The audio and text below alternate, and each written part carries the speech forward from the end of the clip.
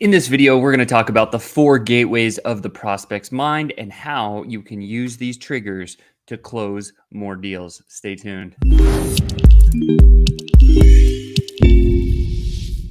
What's happening, FlowChat Connectors? Sean here back at you with another high-ticket tune-up FlowChat Sales Training session episode for this year, how to grow your agency in 2022. Don't forget to smash that like button, share this out to the other people that might need this so we can feed the algorithm gods and get this content out to some more people. But today we had an awesome question. The question actually came in from Andrew. Andrew asked this. He said, Sean, how do I get into my prospect's head about my products and services? And I think it's a really wonderful topic because as we move down the pathway, what we'll find is this, right? So there's actually 4 gateways to the prospect's mind. And if we understand what the gateways are, we can win at a very high level. The conversation can be very simple, very short, very fast, very effective if we know what we're looking for. So what I wanted to do really quick is dive into just a couple of things that you guys can understand as we move through this. So what is the overview of this whole thing? How does it work? Well, one of the things that we have to remember is this. During every interaction, during a sales conversation, the prospect will internally move through 4 main trigger points, which must be answered before they will move ahead with you in your sales process. And so if we understand going into any conversation that we have, we stay focused on these 4 words and we have a conversation around each topic here that I'm going to go into, you will get them to agree and move, right? The idea here is like a pendulum. We got to get the momentum swinging from one direction to the next direction. And it's really important to make sure that we can get some momentum here, because if you can't and you get stuck, this is why you're not inside your prospect's head. So Andrew, pay attention. Here we go. First one is need, right? And the prospect thinks to himself, I don't need you, your product, or your service, right? So coming into a sales conversation, typically most prospects will say, I don't really need this, but I'm going to allow the conversation, right? So again, open-minded. So whenever I go into a sales conversation, I always stay in a neutral position. And I think to myself, this prospect's thinking, I don't need you. What do I have to ask and question and design and build with this person in a conversation to get them to change their mind and say, I feel some need? And so all we have to do is get the momentum shifting in our first conversation about why they may need you, your product, or your service. And this is best done through a series of questions. Okay, so that's the first one. So if we understand the need, that's really powerful. And secondly is this, trust, right? So need is first, trust is second. And how do we gain trust? Because when we come into a sales conversation, prospects are usually thinking, I don't have any reason to trust what you have to say, right? I know I've never met you before. I just, maybe you hit me up in the DMs and now we're in a Zoom call. I have no reason to trust you. This is a proving ground for you to earn some of my trust. Typically, when people say I don't trust you, I love that response, because here's my response to that, right? Say, I don't trust you. Okay, well, all I'm asking for is 1% of your trust and let me earn the other 99%. That's it. Give me a shot, right? And if you can crack their mind open and you can go down this path doing this thing, you're going to win. I remember I used that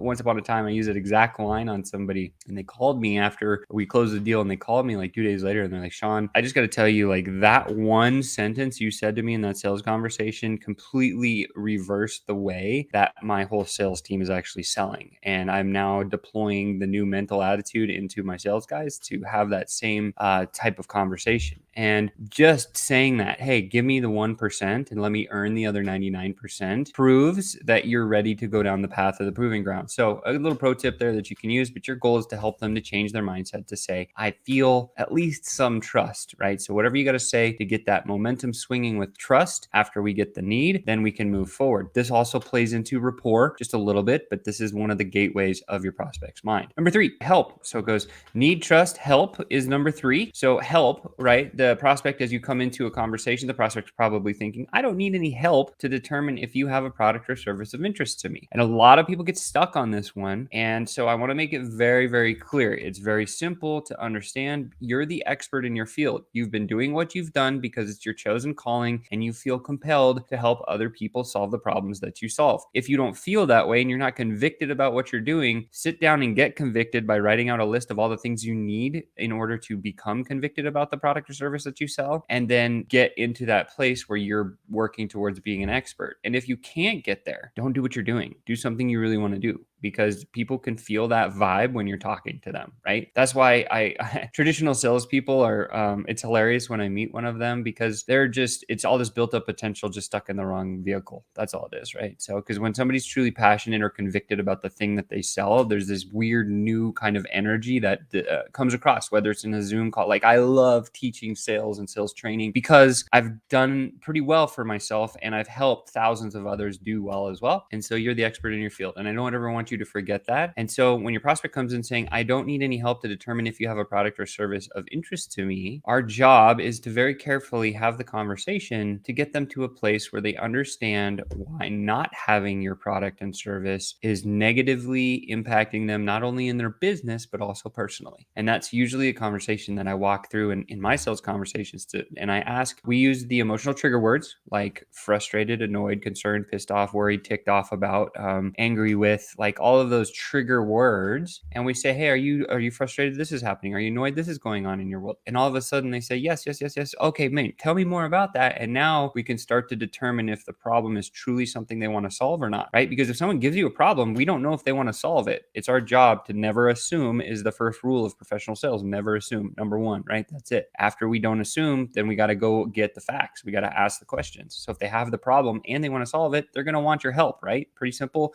That's how we can get the momentum shifted and the pendulum swinging in the right direction. Last but not least, hurry, right? This plays into the cognitive bias of urgency. We all know that that's one of those cognitive biases. And again, there's about 197 cognitive biases. Urgency is a very important one when it comes to marketing and getting people to take action. But here's what your prospect is usually thinking when you start the conversation. Hey, Sean, I'm in no hurry to make a decision. And what's really important about this is your job is to help them see that by buying today, they'll be better off than if they wait. The best way to do this is when you've identified a problem that they may potentially have, and we don't know if they're going to want to solve it or not, is you say the one question is, how long has this been going on? How long have you been having this particular problem, right? And what you're going to find is the prospect's going to say, well, they've had a problem for a very short period of time, or it's been quite some time. And so the secret is people want to solve pains that have happened recently. So the less time that the problem is like if you get cut,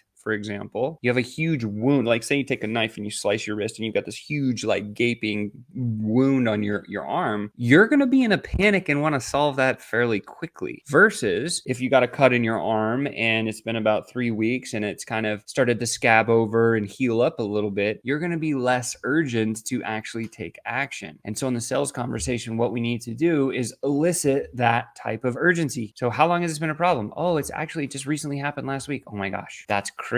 Tell me more. Like, what have you tried to do to fix this? And most people, when they have a problem that's pretty recent, have probably tried quite a few solutions and probably spent some money on that. So ask about those things, saying, well, how long has it been a problem? Oh, it happened last week. Oh my gosh, last week. Like, this must be a major deal for you. What have you tried to do to solve it? Did that work? How much does this cost you? And right there in those 3 or 4 questions, what I've done is I've already implanted urgency and hurry into my prospect's mind, and they realize that I'm cued in, I'm sharp, and this is also going to help move the pendulum with trust because they hear me asking really good questions about what they're struggling with. And that's it. So when you can move the needle in all 4 of these areas, need, trust, help, and hurry, you've unlocked all the gateways to your prospect's mind, and they'll want to buy from you over and over again. And so that's really the true secret about how this whole thing works. And so just remember these 4 words when you're going into a conversation. Can you move the needle with, do they need your help? Do they trust you? Do they want some of your help? And are they ready? Can they take action now with you? Because if they don't, they're going to be worse off than if they did. And when you have these things tuned up and dialed in your business, you're going to close a lot of deals. With that said, you've just been tuned up. Don't forget to smash that like button for me. I appreciate it. And I definitely look forward to seeing you on the next one. Andrew, hopefully that helped. Don't forget, subscribe to the channel. Talk to you soon.